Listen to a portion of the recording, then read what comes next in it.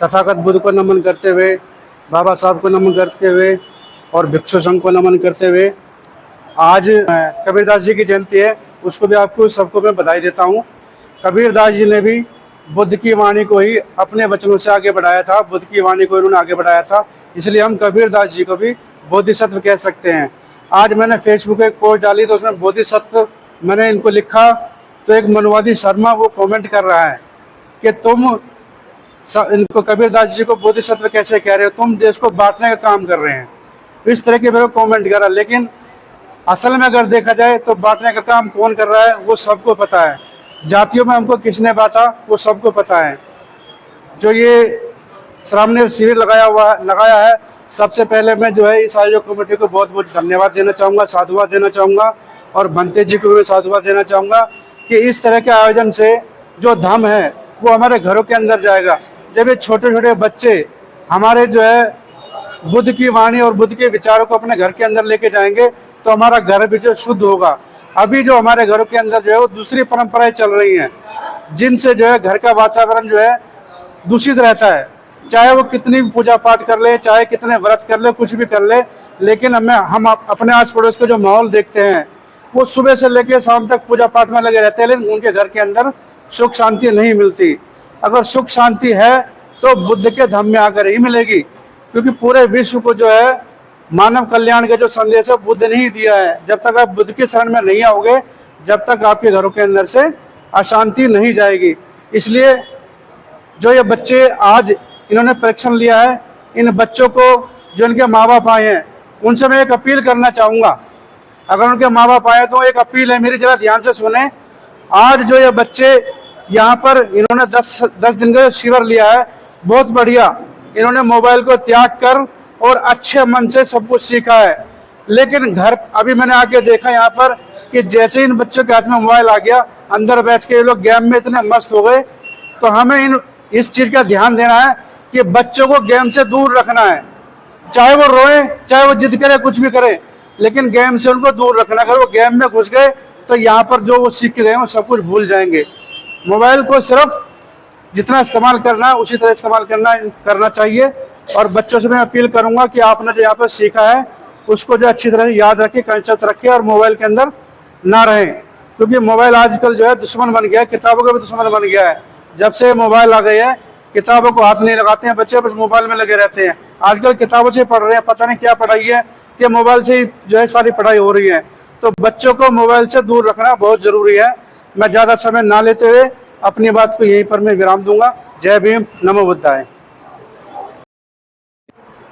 महाकारुणिक तथागत सम्यक संबुद्ध बोधिसत्व बाबा साहब B are Ambedkar ji और बुद्ध से लेकर काशीराम जी तक जन्मे महापुरुषों को मेरा कोटि कोटि नमन। पूज्य भिक्षु संघ को मेरा चरणबद्ध नमन। उपासक उपासिकाओं को नमो बुद्धाय, जय भीम। आज जो समापन है शामिल शिविर का, जो 1 जून से चला है और 11 जून है आज, बहुत अच्छा परिणाम मिला है। हम चाहते हैं कि ये हर साल हर बुद्ध विहार में हो। अगर हर बुद्ध विहार में नहीं हो सकता है तो कम से कम हर बुद्ध विहार 10 बच्चे दे, क्योंकि यही एक साधन रह गया है हमारे धर्म को बढ़ाने के लिए कि जो 6ठी 7वीं साल से 6 साल 7 साल से लेके 14-15 साल तक का बच्चा जो सीखेगा वो पूरी जिंदगी में नहीं सीख पाता। तो इसी वजह से आज जो हमने जो बौद्ध भिक्षु बने हैं उनका जो देखा है बहुत अच्छा परिणाम निकला है।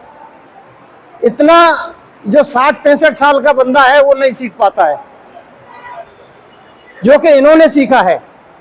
तो हम चाहते हैं कि हर बुद्ध विहार अगर नहीं कर सकता तो 10 बच्चे दे हर साल, जिससे कि एक ही बुद्ध विहार में और ये प्रोग्राम चलाया जा सके और जनता का पूरा सहयोग मिला। इसके साथ भगवान बुद्ध की पहली गाथा है, मनो प्रभंगा धम्मा मनो सेठा मनोमया मनसा से प्रसन्नेन भासते मनसा से प्रसन्नेन भासति व करोति व ततो न दुःखम अन्वेति चुप्पंग वहतो पदं।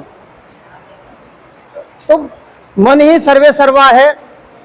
इन बच्चों का जो मन है वो एकाग्र है, विचलित नहीं है।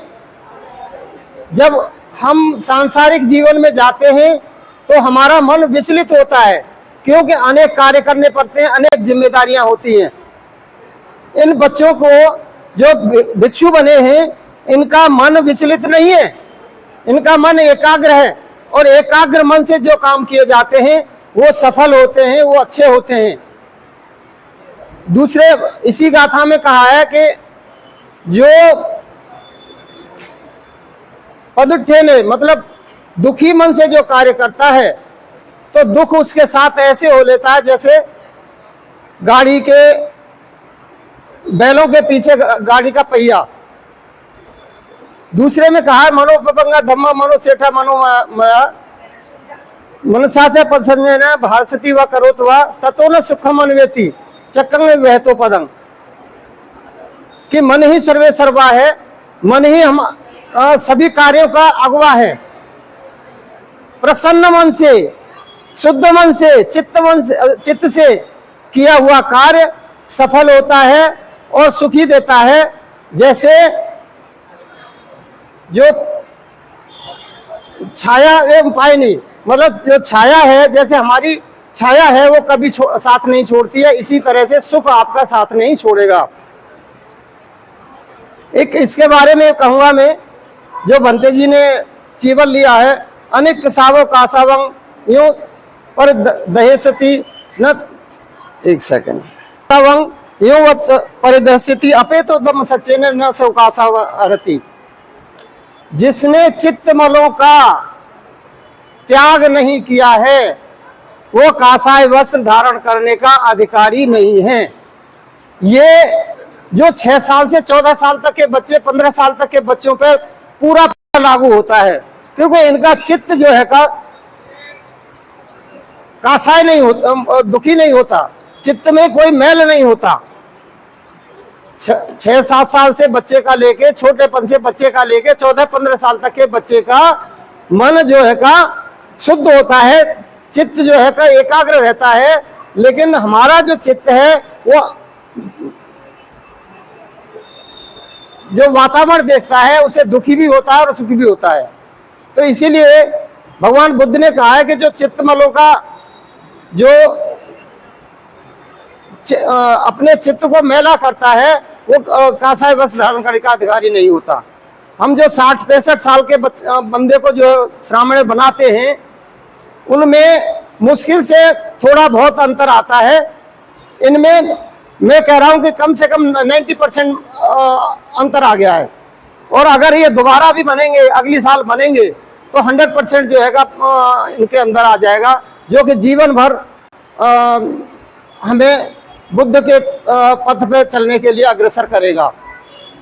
इसी के साथ में सभी को नमो बुद्धाय जय भीम, साधु।